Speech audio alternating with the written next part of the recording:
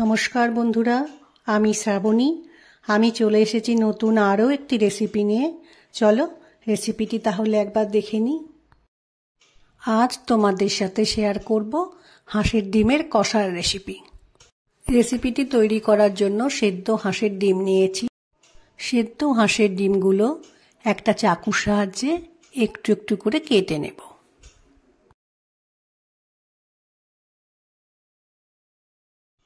এরপর সেদ্ধ হাঁসের ডিমগুলোর মধ্যে একটু পরিমাণে হলুদ গুঁড়ো ও অল্প পরিমাণে নুন দিয়ে ভালো করে মাখিয়ে নেব। নুন হলুদ মাখানো হয়ে গেছে ডিমগুলোতে। এবার আমি কড়াইয়ে সর্ষের তেল দিলাম। তেলটা গরম হয়ে গেলে ডিমগুলোকে ভেজে নেব। ডিম আমি খুব বেশি ভাজবো না, হালকা করে ভেজে নেব।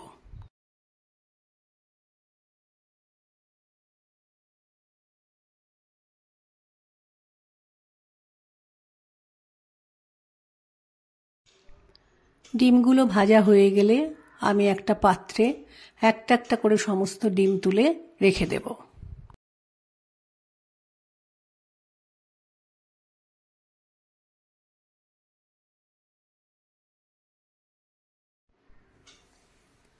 এবার ওই ডিম ভাজা তেলের মধ্যেই আমি জিরে ফোড়ন দিলাম, একটা দারচিনি দিলাম।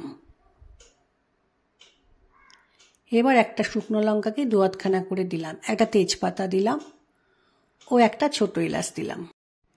ফোড়নটাকে খুব ভালো করে একটু ভেজে নেব। ফোড়নটা খুব ভালোভাবে ভাজা হয়ে গেছে এবং ফোড়ন থেকে খুব সুন্দর একটা গন্ধ বেরোচ্ছে। এই সময় আমি পেঁয়াজ কুচি করে রেখেছিলাম, সে পেঁয়াজ কুচি দিয়ে একটু সময় ভেজে নেব।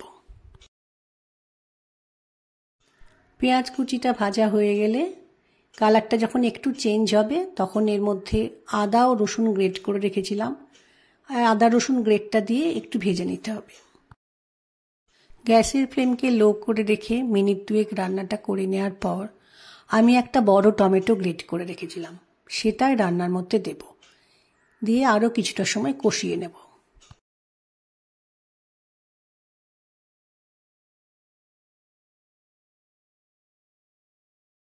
দু এক মিনিট রান্নাটা করে নেওয়ার পর এর মধ্যে আমি নুন দিলাম, জিরে গুঁড়ো দিলাম, লঙ্কা গুঁড়ো দিলাম,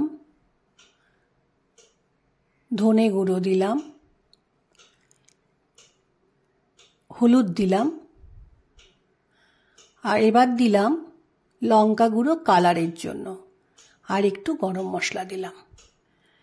এইবার আমি এর মধ্যে একটু জল দিয়ে ভালো করে মশলাগুলো কষাবো। আর জলটা দিলাম তার কারণ তাহলে মশলাগুলো পুড়ে যাবে না।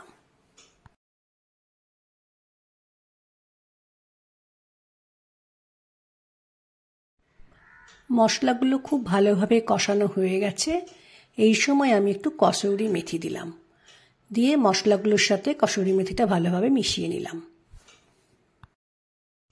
মশলাগুলো ভালোভাবে কষিয়ে নেওয়ার পর আমি এর মধ্যে ভেজে রাখা ডিমগুলো দিয়ে দিলাম। এবার মশলার সাথে ডিমগুলো একটু মিশিয়ে নেব। তারপর আমি এর মধ্যে গরম জল করে রেখেছি, সেই গরম জলটা দিয়ে দেব। গরম জল দিয়ে নেওয়ার পর আমি ডিমের সাথে মশলার সাথে জলটা ভালো করে মিশিয়ে নিয়ে কিছুটা সময় রান্নাটা হতে দেব।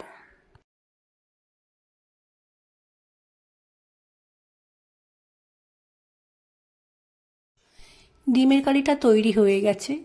এবার আমি ওপর থেকে একটু ধনেপাতা কুচি ছড়িয়ে দিয়ে ভালো করে ডিমের সাথে মিশিয়ে নেব।